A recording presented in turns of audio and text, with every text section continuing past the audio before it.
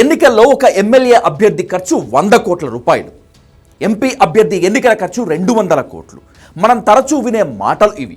ఓటుకి 3000 ఇచ్చారు, ఇంకో చోట ఓటుకి 5000 ఇచ్చారా అని కూడా వింటూ ఉంటాం. కానీ తెలంగాణ పంచాయతీ ఎన్నికల్లో ఓటుకి 40,000 రూపాయలు ఇచ్చారు తెలుసా? ఒక సర్పంచ్ అభ్యర్థి ఎన్నికల్లో గెలిచేందుకు 17 కోట్ల రూపాయలు ఖర్చు పెట్టాడు. ఓటుకి 40,000 రూపాయలు ఇవ్వటం మాత్రమే కాకుండా మహిళా ఓటర్లను ఆకర్షించేందుకు వెండి గ్లాసులు, ఓ గ్రాము బంగారం బిళ్లలు పంచిపెట్టాడు. మద్యం పంపిణీకి 4 కోట్ల రూపాయలు ఖర్చయినట్లు సమాచారం.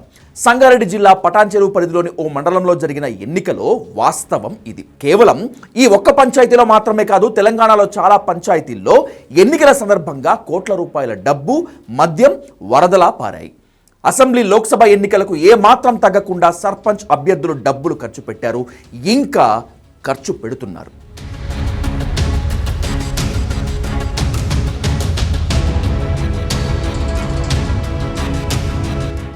దీనికి ప్రధాన కారణం పంచాయతీల పరిధిలోని రియల్ ఎస్టేట్, అలాగే పంచాయతీలకు రాబోయే నిధులు. రంగారెడ్డి జిల్లా, హైదరాబాద్తో పాటు తెలంగాణలోని కొన్ని ప్రధాన నగరాలు, పట్టణాలు, చుట్టుపక్కల ఉండే పంచాయతీలలో రియల్ ఎస్టేట్ బిజినెస్ 3 పువ్వులు 6 కాయలుగా ఉంటుంది. భూముల విలువ కోట్లలో ఉంటుంది. అలాగే ప్రభుత్వ భూములు, వివాదాస్పద భూములు, నిషేధిత భూములు కూడా ఈ పంచాయతీల్లోనే ఉంటాయి. రంగారెడ్డి జిల్లా సంగారెడ్డిలో ఇలాంటి పంచాయతీలు చాలానే ఉన్నాయి. ఇక్కడ ఎకరం 2 నుంచి 3 కోట్ల రూపాయల వరకు ఉంటుంది. ఇలాంటి పంచాయతీలలో సర్పంచుల పాత్ర చాలా కీలకం. అంతేకాదు, పారిశ్రామిక వాడల దగ్గరలో ఉన్న పంచాయతీలలో కూడా ఇలాగే సర్పంచ్ ఎన్నికల్లో కోట్ల రూపాయల చేతులు మారాయి. మద్యం ఏరులై పారింది. అంతేకాదు, ఏకగ్రీవాలు చేసుకునే దగ్గర కోటి రూపాయల నుంచి 5 కోట్ల వరకు కూడా సెటిల్మెంట్లు జరిగాయి.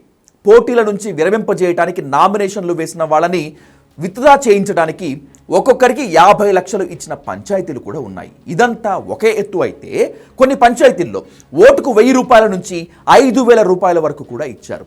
ఇలా రకరకాల గిఫ్ట్లు, స్టీల్ సామాన్లు, వెండి గ్లాసులు, చీరలు, క్రికెట్ కిట్లు పంపిణీ మామూలుగా లేదు. పంచాయతీ ఎన్నికలను ఎమ్మెల్యేలు, ఎంపీలు కూడా ప్రతిష్టాత్మకంగా తీసుకోవడంతో వాళ్ళు బలపరిచిన అభ్యర్థులకు కొందరు ఫండింగ్ చేశారు.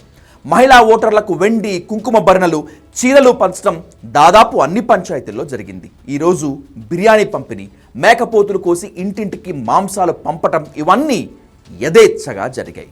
మొదటి దశ పంచాయతీ ఎన్నికల్లో ఓడిపోయిన కొందరు అభ్యర్థులు మేమిచ్చిన డబ్బులు వెనక్కు ఇవ్వండి అంటూ ఓటర్లు ఎక్కడ కనిపిస్తే అక్కడ నిలదీస్తున్నారు. కొందరు ఓటర్లు మేము మీకు ఓటు వేశాం, డబ్బులెందుకు వెనక్కి ఇవ్వాలి అంటూ అడ్డం తిరిగిన సందర్భాలు కూడా లేకపోలేదు.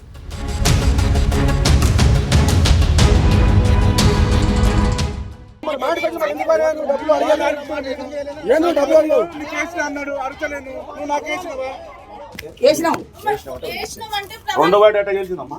రెండో వార్డు రెండో వార్డు ఏ విధంగా